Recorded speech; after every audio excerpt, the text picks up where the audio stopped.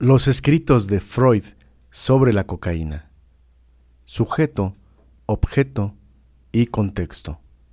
Esta revisión, concentrada en las publicaciones que Freud realizó entre los años 1884 y 1887, pretende desmitificar este episodio en la vida de Freud, prepsicoanalítico como una página gris. Es pretensión de esta máquina del tiempo reubicar algunos de los constructos de estos escritos como base de los desarrollos que Freud sostendrá posteriormente y que lo llevarán al reconocimiento que hoy alcanza dentro de la psicología, incluyendo sus aportes a la comprensión de las toxicomanías. De este modo, esta revisión se focaliza en tres elementos clave: sujeto, objeto y contexto. Nuestro sujeto es el mismísimo fundador del psicoanálisis. Nuestro objeto será la cocaína. Y nuestro contexto será este periodo histórico en que un incipiente doctor se abocará a su estudio. Sobre el sujeto. El joven doctor Freud es innegable, controversias más, controversias menos, que la figura de Freud no puede ser apartada de los grandes pensadores del siglo XX y que sus obras marcarán un punto de inflexión sobre los estudios de la mente humana. Las obras completas compilan su trabajo desde 1886 y contienen alusiones hacia diferentes ideas sobre las de Freud, sobre las que Freud escribió. Sus textos versan sobre sueños, sexualidad, el inconsciente, anatomía cerebral, el chiste, personajes históricos, parentalidad, mecanismos defensivos, terapia, actos fallidos, psique, impulsos, arte, judaísmo y guerra. Sin embargo, en sus páginas se excluyen una serie de 4 escritos que Freud desarrollaría sobre una sustancia química aislada, en 1860, por Albert Niemann, elaborada a partir de la hoja coca y que denominó cocaína. Aquel Freud que focalizó su interés en los estudios de la cocaína es diferente en muchos aspectos al Freud posterior, en 1900. En 1884, Freud, de 27 años, y que por aquel entonces ejercía en el Hospital General de Viena, establece una serie de experimentos y escritos sobre esta droga. Por aquellos años, Freud buscaba con particular afán alcanzar reconocimiento en el mundo de la medicina, a través de algún descubrimiento importante en el campo de lo clínico o patológico. Freud pretendía curar a sus pacientes médicamente y creía que hallaría el medio en una droga. Su búsqueda encontró en la cocaína una posibilidad de consagración e hizo que Freud dedicara los siguientes 3 años a investigar sus efectos y usos terapéuticos potenciales. Sobre el objeto, la cocaína. Si bien este interés por la cocaína aparece en Freud como un evento previo a los desarrollos psicoanalíticos, su relación con esta droga será un área de investigación que abre la puerta a la comprensión de su descubrimiento del inconsciente y la naturaleza del objeto en el psicoanálisis.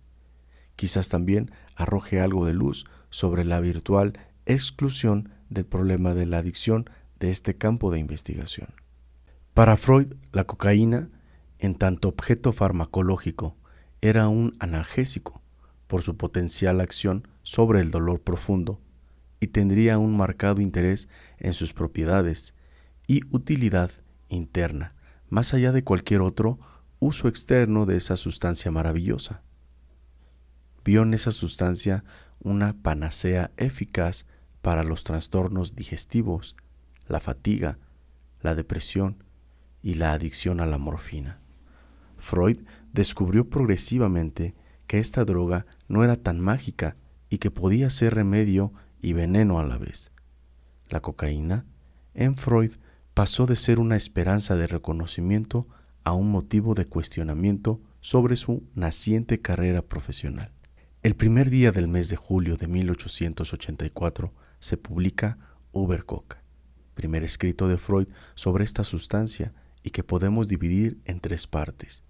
En la primera de ellas propone un recorrido que va desde un análisis etnobotánico sobre los orígenes de la planta, la historia de su uso en la Sudamérica precolombina, hasta la síntesis de la cocaína en Europa, y los primeros estudios al respecto. Una segunda parte se aboca a los efectos diferenciados de esta droga en animales y humanos.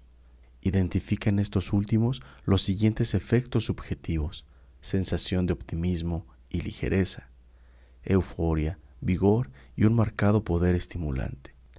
La última y más atrevida aglomera una serie de sugerencias para el uso terapéutico de la cocaína, como estimulante para trastornos digestivos, para el tratamiento de la adicción a la morfina y al alcohol, para el asma, como afrodisíaco y como anestésico. El último día de enero de 1885 aparece el artículo Contribución al conocimiento de los efectos de la cocaína, que se diferencia de su antecesor, en que pretende una medición más objetiva de los efectos que la cocaína produce a nivel de capacidad física y tiempos de reacción. Freud concluye que las mejoras en cuanto a fuerza muscular y en los tiempos de reacción a un estímulo se asociarían con el estado de bienestar y euforia que la cocaína provoca. En agosto de 1885 se publica Sobre el efecto general de la cocaína. En este escrito establece un abandono completo del uso externo de la cocaína, focalizándose solo en los efectos internos. De tal modo, plantea cómo el uso de esa droga disminuye la fatiga y los síntomas depresivos. Tal era su entusiasmo que sugiere abiertamente el uso de la cocaína en la práctica psiquiátrica.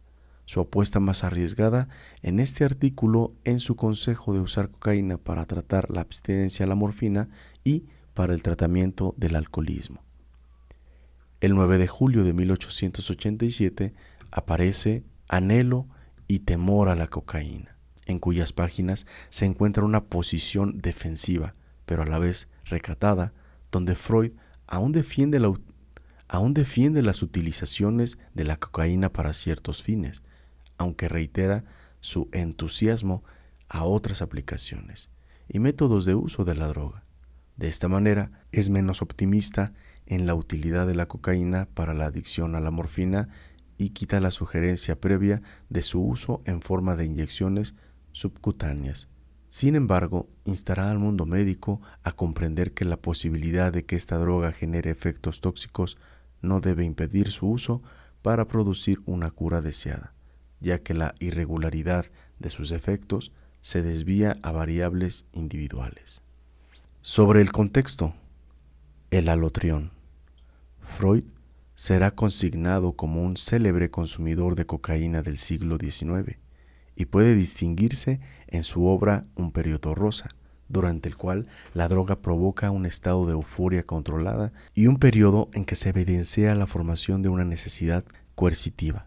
Mientras los años 1884 y 1887, Freud escribió 4 artículos sobre la cocaína con énfasis y contenidos diferenciados en cada uno de ellos. Este periodo prepsicoanalítico fue definido por el propio Freud como un alotrión, que le desvió por un momento de la ruta que lo llevaba a las grandes obras que marcaron sus años siguientes y dieron origen al psicoanálisis. Alotrión es una palabra tan interesante como clarificadora de este episodio de la cocaína, como Ernest Jones llamó a la relación de Freud con dicha sustancia, episodio de la cocaína. Esta palabra se puede definir como una ruptura o como la introducción de una idea ajena en el cuerpo de ideas dentro de un cierto discurso o doctrina científico. Sabemos que son precisamente estos los que revelan un deseo inconsciente censurado sin éxito. En otras palabras, es posible que Freud reprimiera algo relacionado con ese episodio de su vida. En este sentido, su elección por la palabra alotrión puede no haber sido accidental, pero sí motivada inconscientemente, pudiendo considerarse un lapsus. En su biografía, Ernest Jones significará este periodo como un pasamiento peligroso que apartaba a Freud de su serio trabajo científico en el campo de la neuropatología, ya que su intensa persistencia en el mismo indicaba un interés muy personal, distanciándole de su principal vocación. Pese a que este periodo fue consignado por Freud como una salida temporal del sendero hacia el psicoanálisis, las huellas de este alotrión son parte de sus recuerdos y aparecen de forma onírica en su célebre obra La interpretación de los sueños.